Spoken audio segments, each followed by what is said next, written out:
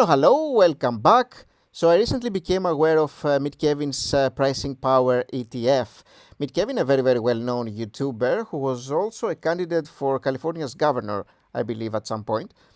Now, he is one of those YouTubers who kind of like these stocks that are sort of like growing potentially, are like disruptive maybe or innovative, sort of like Cathie Wood style.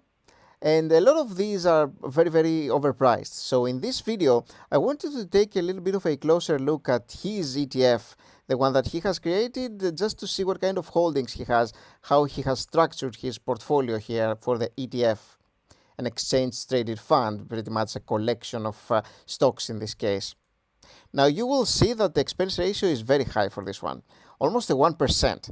And that should be a deterrence already for you, because this is actually taking a lot of your money pretty much for an investment that you will potentially make in this ETF. So it's a very expensive one, and in order for this to make any sense, it has to make you tons of money, and definitely more, an extra 1% almost from what the market makes a year.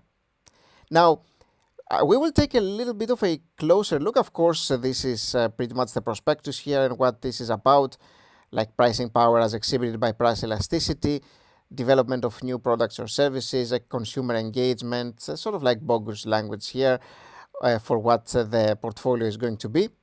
And of course, it's going to be referring price over earnings to growth ratio, a convoluted, I should say, term, because price to earnings growth is an interesting ratio, but it has a lot to do with crystal balls, because you don't necessarily know how a company is going to be growing for the upcoming years.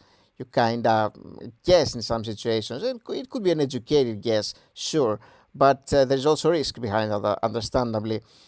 Now, we will take, of course, this is very new, so you will not have a lot of performance sort of like comparisons here to check against. It doesn't make any sense. It's very new.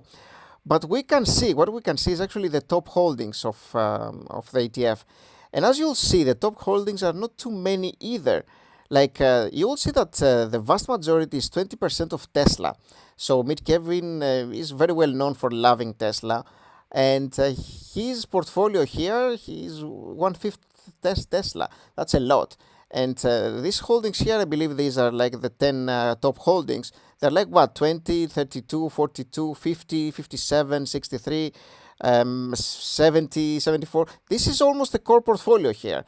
Like these 10 holdings are like 75% of the portfolio. And you can understand that it's very easy to compile such a portfolio yourself. Like you don't really need to buy this. It's very easy to have like 20% of your allocation to Tesla, 13% of your allocation to Apple, and so on. It's just simple, really. Now, we're going to take a look at what he is actually investing in. Of course, we're going to be using our tool here, our trusted little tool, which will tell us details, will give us some details about each of these top companies here. And I'm going to go through all of these, because I'm interested to see what kind of companies he's investing in and whether they make sense. So let's start off. Like the first one, of course, we're going to be using our tool here. The first one is Tesla.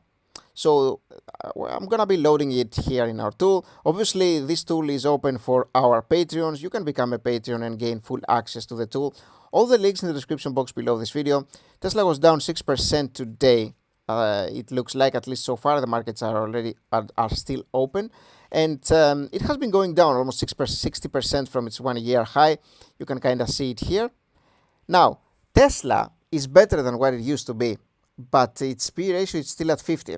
Now, at some point, it was like 1,000, and its price to free cash flow is 153. So it's still very expensive. And it is a company that has been growing very nicely. Like it has been achieving tremendous growth. It's a model of a company. However, you need to remember that we need to be buying these companies at a relatively cheap or fair price at least. And this one doesn't seem to be the case here.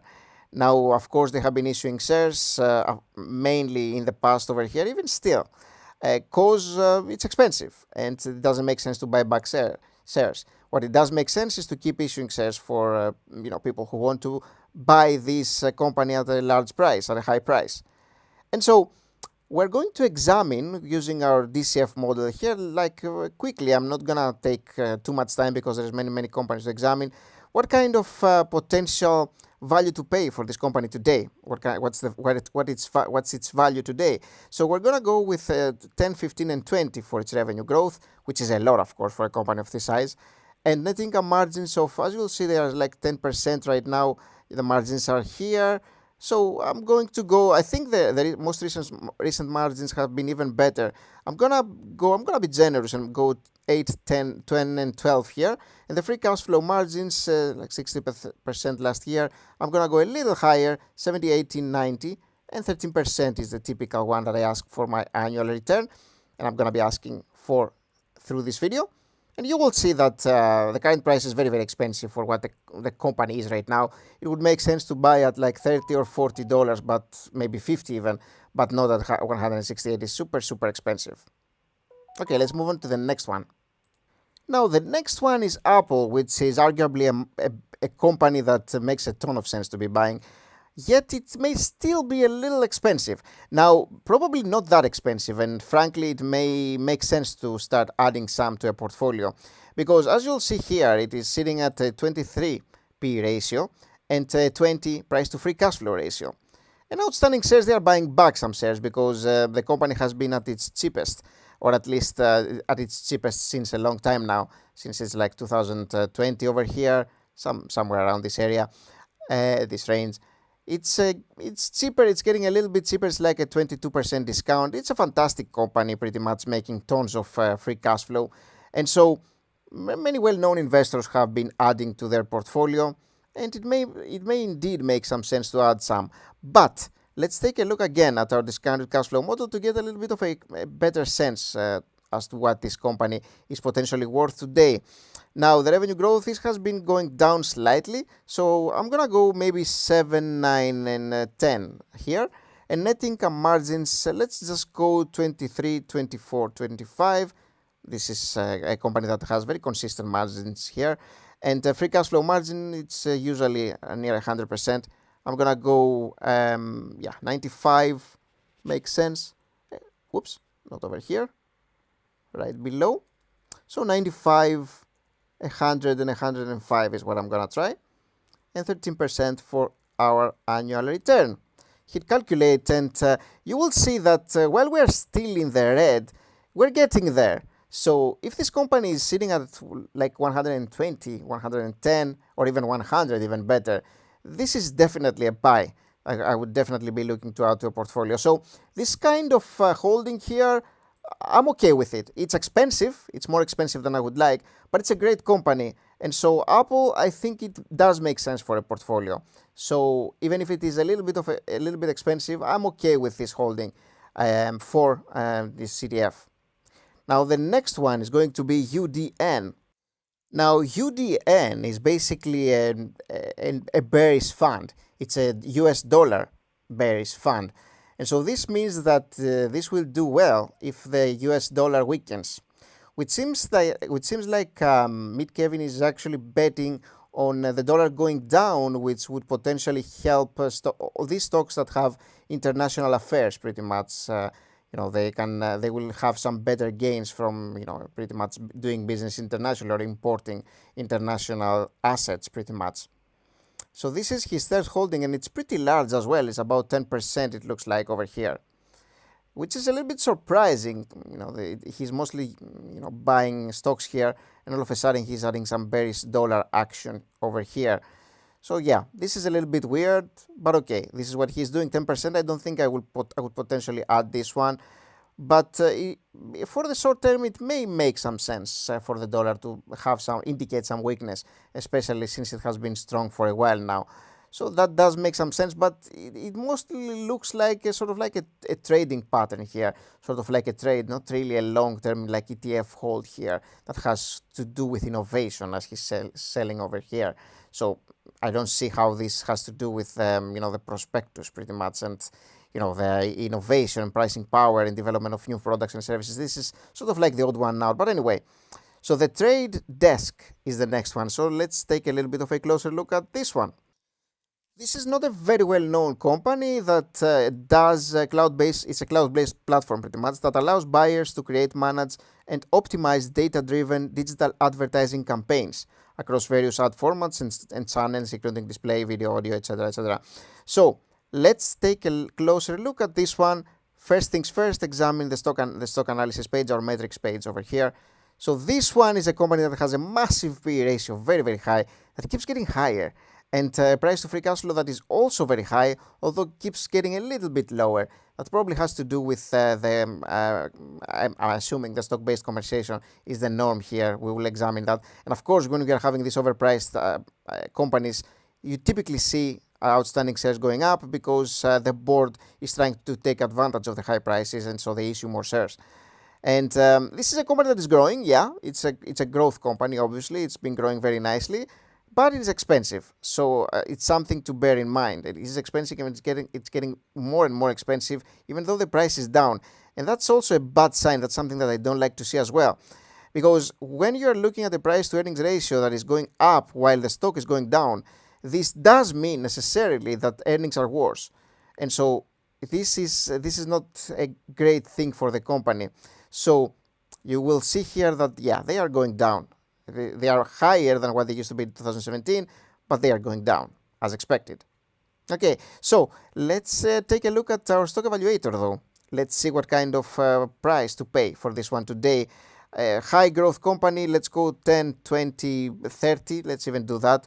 And in net income margins, at least they have had positive margins. That's a good thing. They have been making money. It's just very expensive. So let's go there. Their margins are suppressed, though, and they're all over the place. So let's try all these. Let's try 10, 15, and 20, because they really are all over the place. And the free cash flow margins, again, all over the place. I'm going to go with 80, 90, and 100, which is fairly typical for companies, for many companies. And hit calculate, and as expected, this one is expensive, almost double as expensive as I would like it to be. Maybe near 20 would be a buy, 15 even would probably make more sense.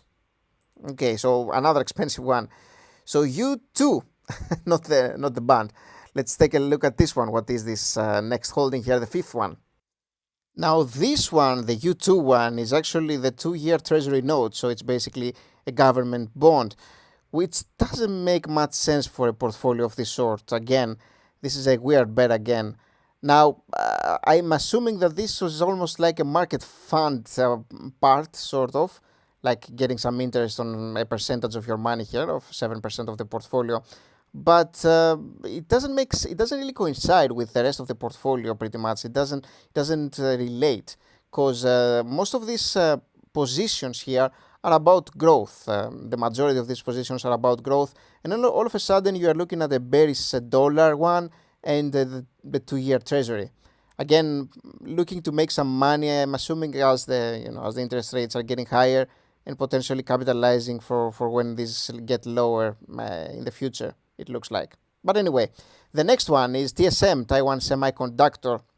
And this is a company that, remember, if you have been watching my videos, I made a video about 2 months ago. This was one of the companies that was added to my portfolio. And then 2 weeks later or so, it was known that Warren Buffett also added it to his portfolio, which I was delighted to hear. But it is a company that is not cheap, at least in terms of its free cash flow here. But it's not that expensive either, and you can see that its PE ratio has been going down a lot, like really a lot. Price to free cash flow is still expensive, but remember, this is a company that has very, very high capital expenditures, right? Semiconductors. So you could expect this. But it's still a company that has been growing massively and has fantastic net income growth, free cash flow growth as well, that is in positive territory, even though they are spending a ton, obviously. So it is a company that I suggested potentially adding. And of course, we will use our stock evaluation tool. And you will see that let's just go with like 8, 10, and 12 here.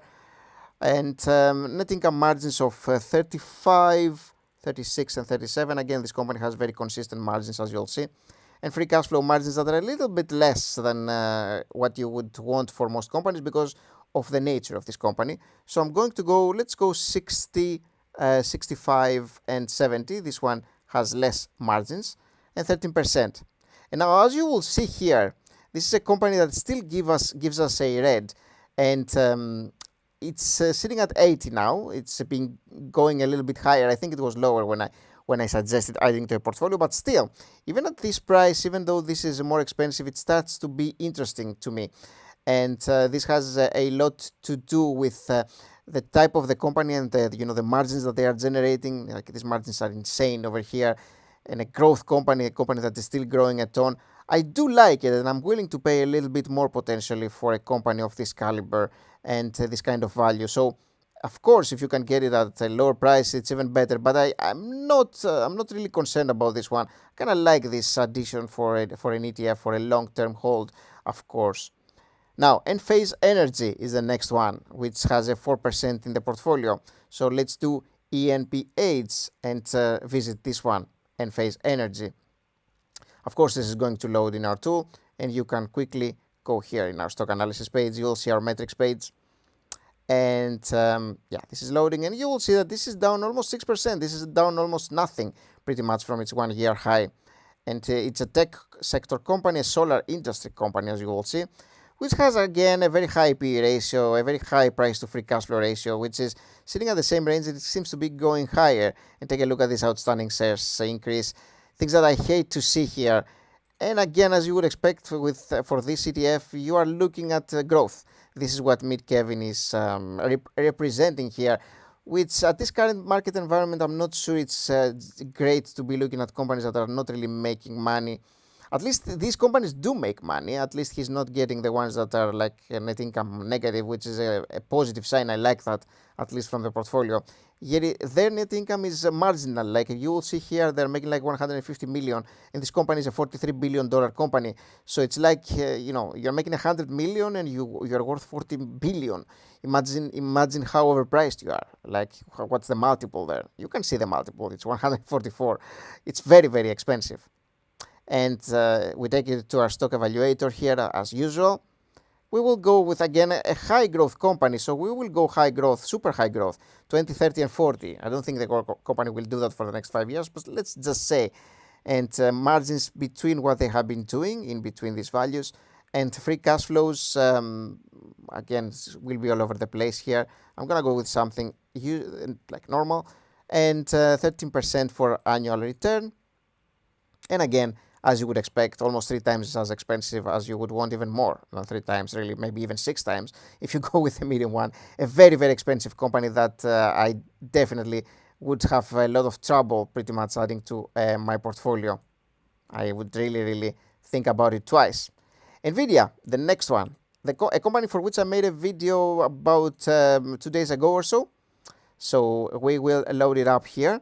So again, we will go to our tool, Nvidia, and we will load up Nvidia here. You'll see the metrics. This is a company that is a fantastic company. I'd love to have it in my portfolio, no doubt, but it's expensive. A 46 PE, a 52 price to free cash flow, an expensive company that is getting a little bit cheaper because it's down a lot from its recent 1-year high. A great growth company with fantastic margins over here, as you'll see. They are dropping a little bit lately.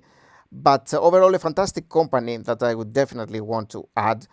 But the problem is, if we go 10, 15, and 20 here for revenue growth, net income margin of, let's just go 30, 33, and 36. And free cash flow margin of 80, 90, and 100, 13% as usual. You will see that the company is still expensive. And it doesn't make a ton of sense to be buying at $171. It's significantly more expensive than what I would like. Something near 100 would make much more sense to me. So again, it's a company that I like, but I wouldn't necessarily add to my portfolio. It's not really great over here, so I don't think I would be adding this one.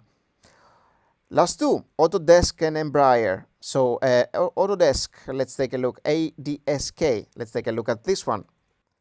Another one that looks expensive, a very high PE ratio here, and a lower price to free cash flow. But take a look at this one. Like, the free cash flow here is increasing. It's 1.4 billion. It's increasing a lot. The company is a $42 billion company. This is taking it to 29. But the net income, as you'll see, it's again 1.2 billion, but over here 600 million. It's going down. This is why the PE ratio is actually 70. Is growing lately. Okay, so What about this one? It's down 30%, great growth, margins that are okay, not great, but they have been better actually in the past. Now, let's take a look at our evaluator. What does that give us? The net income margin on average has been 3%, but they have been having negative years, so that's not really the case. If you take a look at the most recent ones, it's all over the place, really. This 30% became 11 here, a massive reduction in a net income margin. Interesting. So this is not a company that is growing tremendously. So we can go maybe 8, 10, and 12. Net income margins at maybe, let's go 8, 11, and 14. And free cash flow margins near 100. I'm going to go 90, 100, and 110. It looks like they're getting more than 100. That's not certain because, again, this company has been negative some years more positive. It's a little bit all over the place. You can kind of see it here up and down a lot. So the annual return, 13%. Let's hit calculate. And again, as expected, a company that is almost 3 times as expensive as I would like it to be. Now, with revenue growth that is potentially a little bit better, maybe 12, 15, 16, and 18, let's just say, this may make a little bit more sense. Even still, it's actually fairly, very expensive for what it is. It's mainly because of the margins here. Yeah, it's an expensive company. It doesn't really make a ton of sense to be adding at this price range, so I probably would avoid. Let's take a look at the next one. So the last one is ERJ, Embraer. I'm not actually aware of the company. It's an aerospace and defense company, an industrial sector company. And the first thing that I hate to see, negative income. So the price to earnings ratio is negative. It's only the price to free cash flow after the adjustments that becomes positive, but not a great sign. Revenue that has been increasing, that's definitely a nice thing to see. I'm assuming this has to do with the government, I would assume. Maybe, I'm not sure. It's maybe a company that would deserve a separate video, but you can see that their P ratio is negative, so they are losing money. And the free cash flow is only positive again because of the adjustments. And take a look, it started almost to near zero over here. So yeah, another sketchy company over here with a ton of liabilities compared to the free cash flow that they are generating as well. Free cash flow that is almost next to nothing here. And it's almost a $2 billion company, expensive one. It's down 45%, of course. These kinds of growth companies, supposedly growth companies at least, have been bust completely in the past year.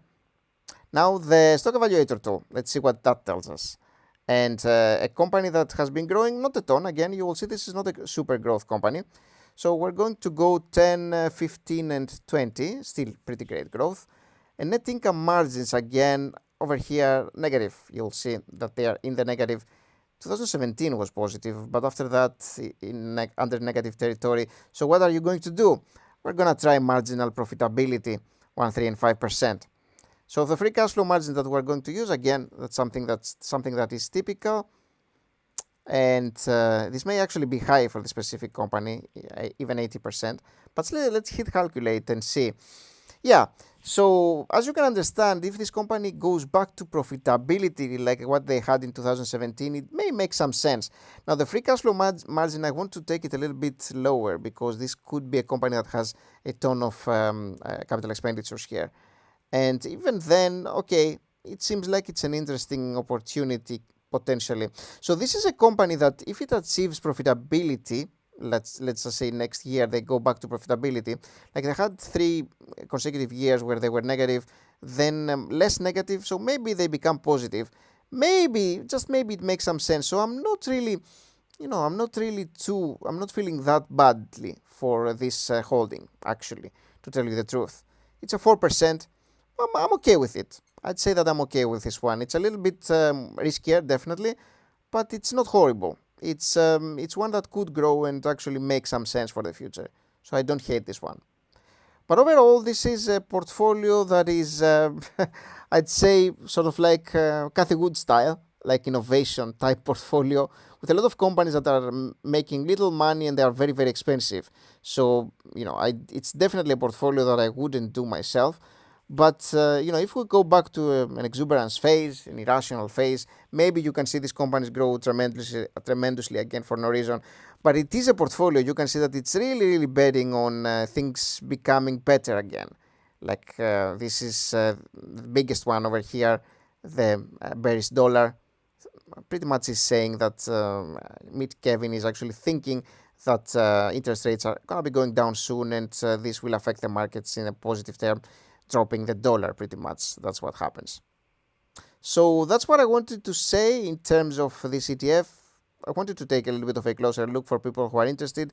And if you have any questions about it, if you have any anything that you want to add, please leave a comment below and tell me which one of these 10 companies you think is the best in the portfolio, which one you would potentially buy, and which one you think is the worst. Leave a comment below. I'd love to hear your opinion. And as usual, I'll see you in the next video. Like and subscribe, and see you soon. Bye-bye.